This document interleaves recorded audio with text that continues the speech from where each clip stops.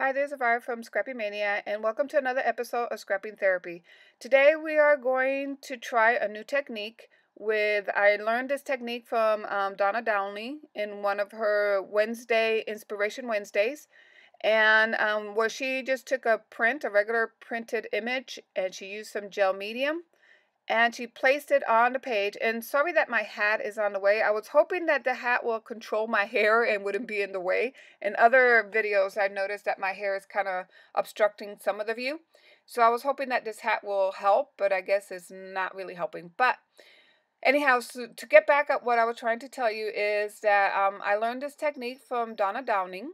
And what you do is you take some gel medium. Now, not the thick gel medium. You need the thinner gel medium. And you put a light coat of that gel media on your printed image. So you just I use a regular jet printer, inkjet printer, and regular copy paper.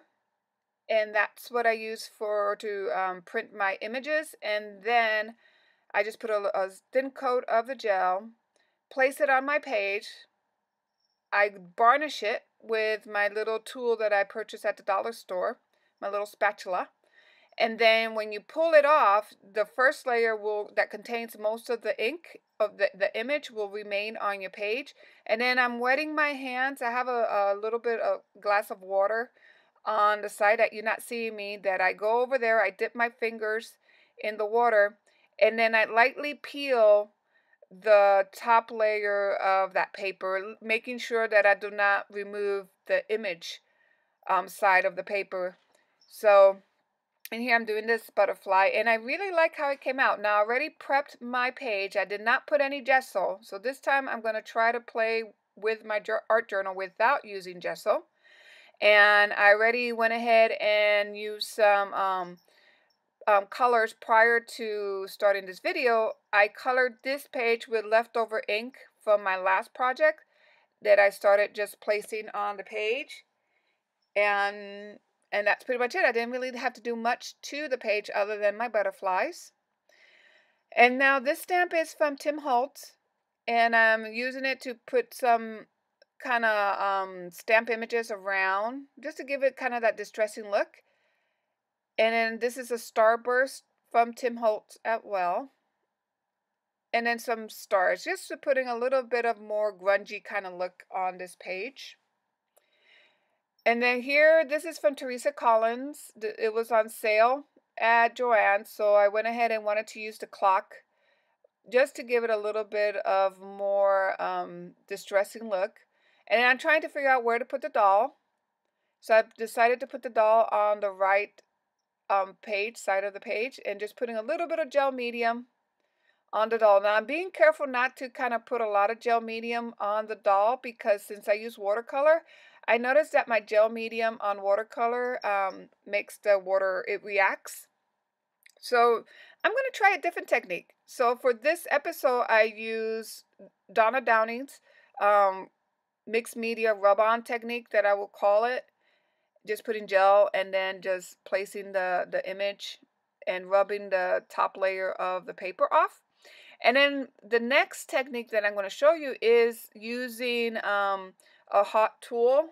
I have a Clover hot iron, a little mini hot iron, and I'm going to use a candle that I purchased at the Goodwill. And I believe the candle is beeswax. So, I mean, the reason why I'm using a candle, because when I went to get beeswax, it was like $15 at my local store, and for a little block. And when I went to, and I know a lot of the candles are made with beeswax, so when I went to my local Goodwill store, I found this candle for 69 cents. And since I go there on the Saturdays that have 50% off, I actually got it for about 35 cents for this candle. And it's as big as the block that I was going to purchase at Joann's, or actually Hobby Lobby, for $14.99. So I'm pretty happy with my purchase. So here I'm just using the beeswax to lay my stuff down, just to put it down instead of using gel medium.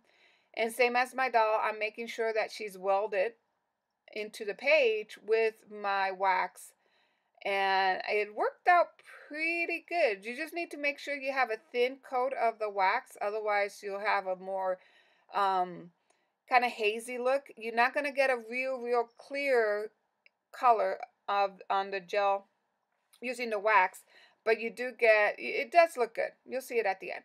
And then these are some new painters that I bought, some Sharpie painters that I saw in one of the videos that they use a painters to for using in their art journal, and it's working better than some of my pens. Especially, I don't have to wait until my gel is completely dry. My gel medium is completely dry. It's working pretty good.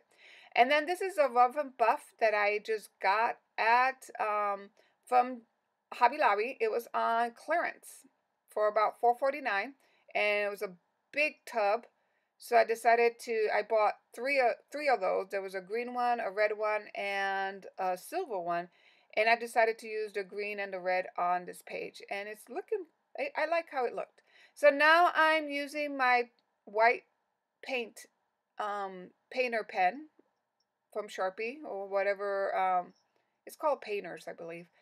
And it's working nicely. Now, it's a little more tricky because I did use wax and it's kind of slick. So it's a little it's trickier to use this pen.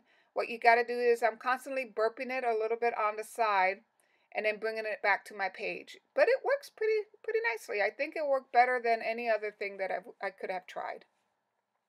So I'm outlining all my butterflies and everything just because the background is so dark. I wanted to make sure that that it popped from the background. And see how it made a difference. Now the images are not like blending in. So then I got this Faber-Castell gel stick, and it's the real Faber-Castell gelato. This is a gelato that I purchased. I have a black gelato and a white gelato. And I'm just putting that on the edges to kind of make it look even glendier. So I hope I gave you some ideas of what you can do with your art journal. And I really like how the page it came out. And thank you for watching. Bye now.